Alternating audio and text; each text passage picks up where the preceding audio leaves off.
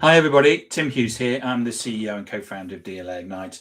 With me today, I've got Sheri Jacobs, and we're going to be talking about her book, The Unexpected Power of Boundaries, Rethinking the Rules, Risks, and Real Drivers of Innovation.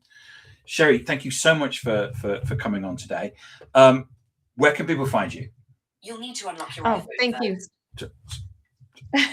Thank you for having me, Tim. Sorry about that. Sheri seemed to think that she was being interviewed. That's right. And that happens every time to me when I'm on a call. So people can find me at sherijacobs.com or at LinkedIn and find me at Sheri Jacobs on both places. Excellent. Love the book. There's some really great things I want to pull out in the questions on the book. What was the inspiration behind it? Well, there were a couple of things that happened all at once. It just kind of came together. I have a background as a photojournalist and as a photographer. I own a research company. So for the last 16 years, I have surveyed 500,000 people. And I started seeing these patterns that kept coming up. And they were counterintuitive. They were the opposite of what we hear every time we walk into a meeting, which is somebody will say, when we feel stuck, folks, let's think outside the box. And people would just stay with what they know because they didn't know how far they can go, what risks they could take.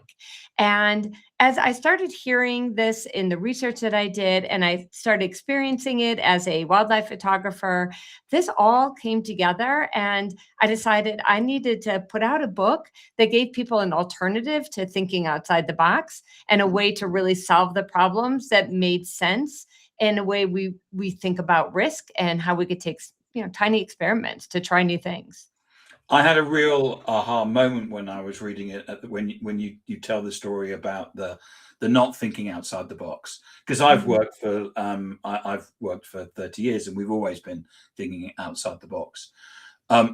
So my first question is, Sheri, for decades, leaders have repeated the mantra of thinking outside the box. Your book essentially says we need to focus on where the box ends. Why has business been wrong for so long about total creative freedom? Yeah, I think that there is this belief that creativity and unlimited freedom go together, when instead it's actually what I've discovered from my research, what I've discovered myself is that when there are constraints put in place, that's when we really discover new things. Now, there are two kinds of constraints. One is a good kind of constraint, I call them, right? And even a good kind of constraint may be budget, resources, time, but it's something where you're saying this is what we have, it's our reality, or this is what we're going to put in place.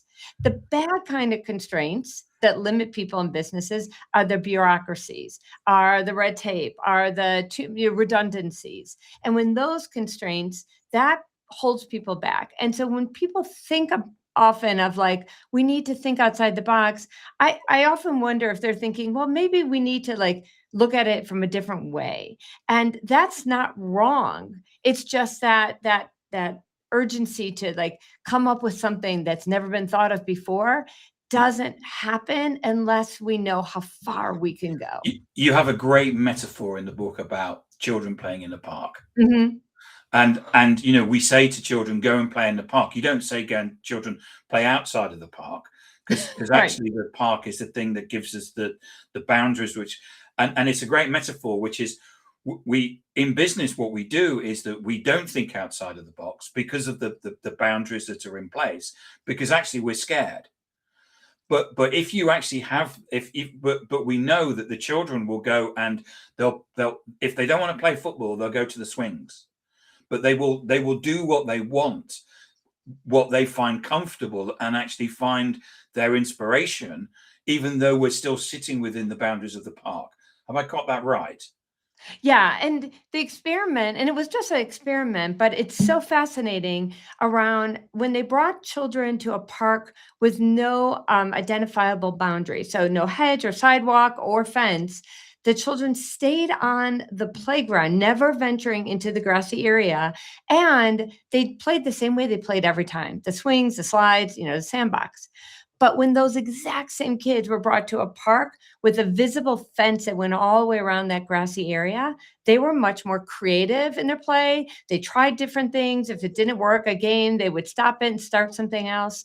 And that's such a perfect business analogy, right? Yeah. That is so easy for us to go, oh, okay, I get it. Like if we put in the visible fence, once people know where the safety is, they It's a know where psychological it's safety, isn't it? yeah, exactly. And this morning I was actually listening to something and they were talking about and about how people invest their money and they look at the stock market and their investments and how we all feel like we feel the loss much greater than we feel a win, right? There's a lot of research about that. Yeah. And but the same is true when we think about taking risks in the workplace, right?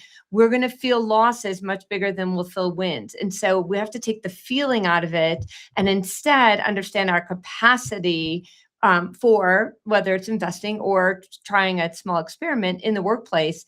And that only happens when people know where the edges are, when they know where the boundaries are. So my next question was you write that when edges aren't clear, people actually hold back instead of creating. What does that hesitation look like practically inside the stagnant corporate culture? Yeah. So what it looks like is there's a couple of things that we know that's happening today. And I know this from my research. I looked at a data set of 18,000 people across every industry. And what I kept finding over and over again is that people right now feel overworked. They feel like they have too much on their plate, that they don't have time to experiment, that they see solutions, they see problems, solutions, but they don't try them, they don't experiment with them. And the two reasons for that is that one, they're overworked and we know that. So we know that this is not the only solution, but that people need to be given time. But even if you give them time and you say we have a culture where we embrace experimentation, but we don't have the clarity around where they can experiment. They may wander, they may even try things, but they're going to go back to what they know works.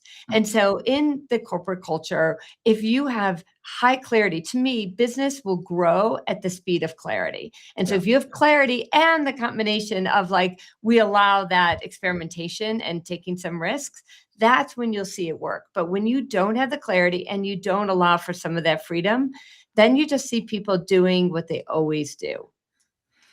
How do you differentiate between a healthy constraint that sparks innovation and a bureaucratic red tape boundary that suffocates it?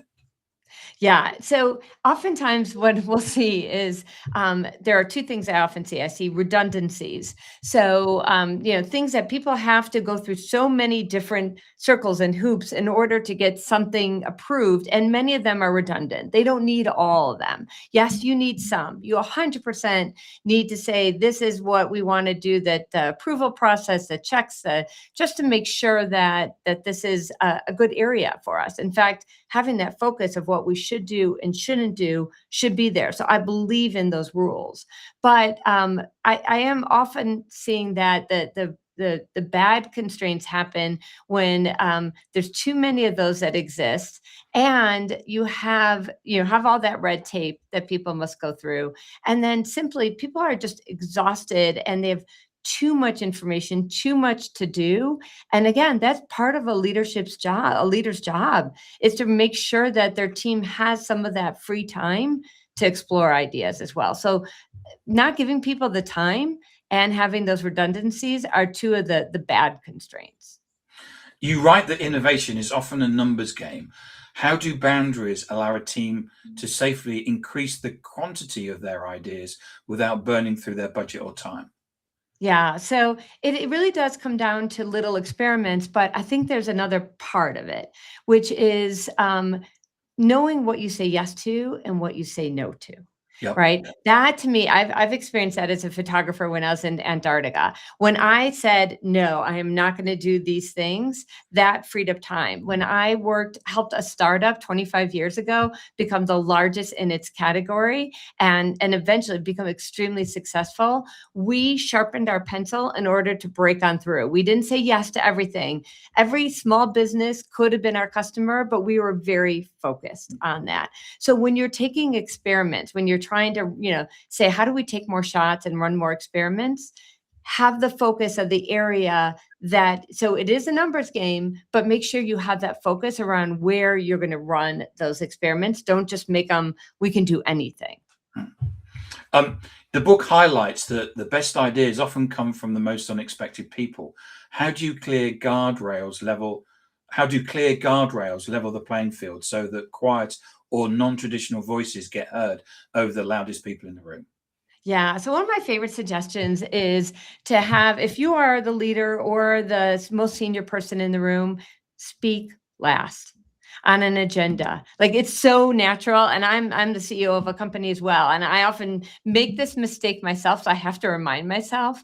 But when you have a meeting, make sure you're the last one to speak, because otherwise people are just going to fall in line with your ideas.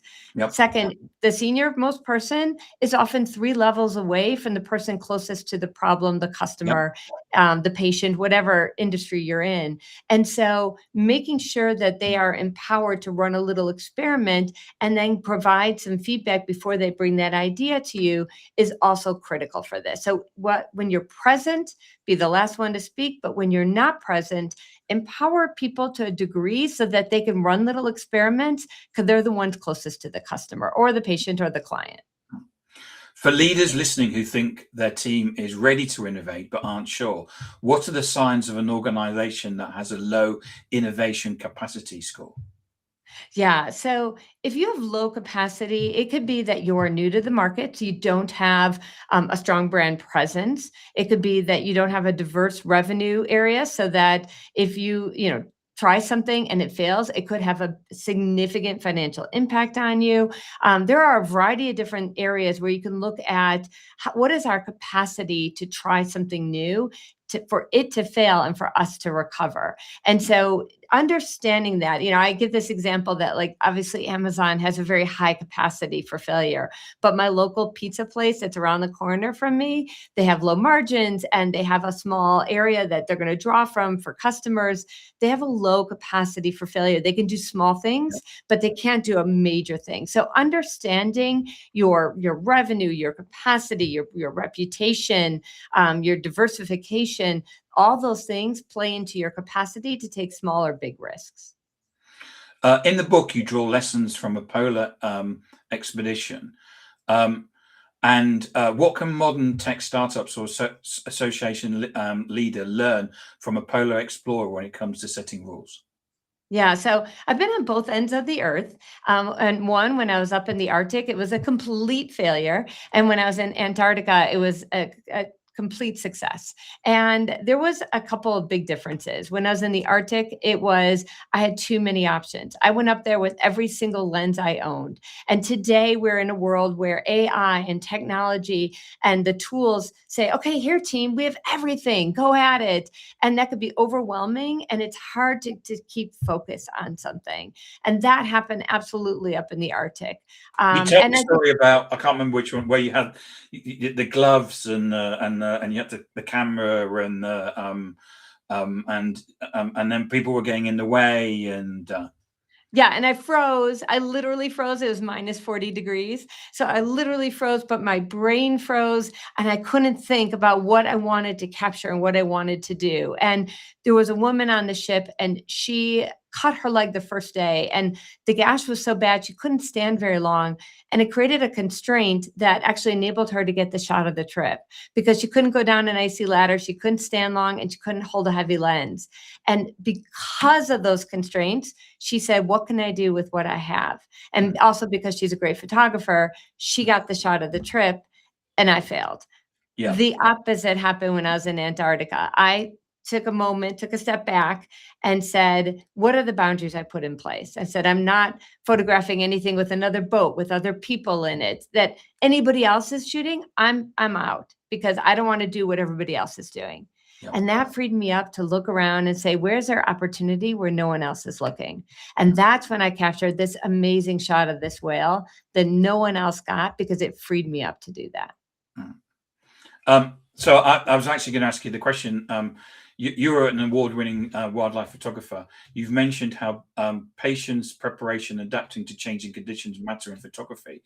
How has waiting for a perfect shot in the wild changed how you view corporate risk and timing? Yeah. So, oh my gosh, I love that question. So, there is most organizations hopefully are at a point, if you are competitive, if you're looking at growth and you want to succeed, there's a shot that only you can take. And it could be because of the value proposition you're offering. It could be because of timing. It could be because of something new you've created. And as a photographer, the thing that I've learned from that patience and that preparation is look for the shot that only you can take. Don't try to be what everybody else is doing. And when I do that, I succeed out in the wild. And when companies do that, they succeed. That's when they grow. That's when they stand out because they said, listen, we're not going to, boil the sea. We're not going to try to be everything to everybody. This is the shot that we can take and we can excel at. And real quick, I was talking to people in the sign industry, and there was this individual named Joe, and he told me he had invested tons of money in manufacturing signs, but realized they're much better at installation. And making that change from saying, you know what, the shot that we can take, where we excel, we're good at this, but we're great at that. And making that shift and shifting the business to that end up having year over year significant growth for the company. It's a hard move to make, but you're looking at what's a shot that only you can take and where you excel. So can you walk us through how a team can practically use a framework like looking for the worst idea or exploring failures safely to discover corporate gold? Yeah. So, one of my favorite experiments that I do with every size organization, any industry, is instead of walking in and saying, let's think outside the box, or what is your best idea, bring them forward, we will present a problem and I'll say, what are your 10 worst, most extreme ideas for solving this problem? And people laugh and they're not sure. And Yeah. I'm like, oh, no, no, no. There's a prize for the worst Worst one, idea. yeah. Yeah. And so that's when they start getting really creative. That's a boundary. What Yeah. is the most extreme? We'll give everything away for free. We'll do this. And they have this whole list. And I'm like, okay, now I want you to look at that list and flip each of those ideas. What is the version of that that potentially could work? And then you see the smiles come in. They're like, I never would have thought of this version of that. But that frees you up to get creative. It puts in a boundary there and it actually helps you solve problems in a way you never have before. So setting boundaries inside your own team is one thing, but how do you recommend a mid-level manager set boundaries upward with a chaotic or unpredictable executive who hates rules? Yeah. I've seen this in startups. I've seen this in large corporations. I've talked to so many people that face that similar situation. The first thing I say is without the clarity, it's nearly impossible to do. So put together your list of questions where you need more clarity around, okay, well, what is it that we're not only trying to do, but who are we attracting? Ask for that clarity. Just ask questions that aren't rules, and you don't have to call them constraints or boundaries, but say what does success look like in these 5 areas? Give me clarity in this, and that will provide you with the boundaries of the constraints or the framework that you need to then have more focused attention to experiment and to do something different. So if a leader finishes your book tonight, what is the single smallest, most impactful boundary they could implement tomorrow morning with their team? Yeah, I would say that it is having that clarity around what you can do best. And it may not be just going back and rethinking, like, we're good at these things, but we're best at that. And that kind of clarity, that one little thing, you can go to work tomorrow and now have like a refreshed, new energy around, okay, we're going to focus on this because we're best at this. And this could be anything. It could be a program, product, service. It could be the delivery, right, that you give. And we know lots of business stories about what they're best at isn't the product that they sell, but how they sell it. And that authenticity, I know which speaks to you, Tim, because that authenticity of around like how do you actually sell things is really around what you're really best at and what you're authentic at. Mm. So if readers walk away with just one core shift in how they view risk after reading The Unexpected Power of Boundaries, what do you hope the shift is?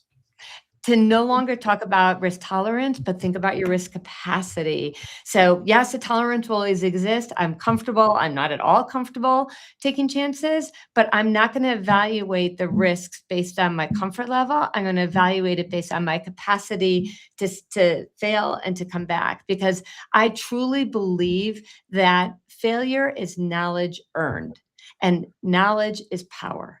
So the more that we have, the more knowledge we have, we'll get that when we start taking those risks, but they have to fall within our capacity, not our tolerance.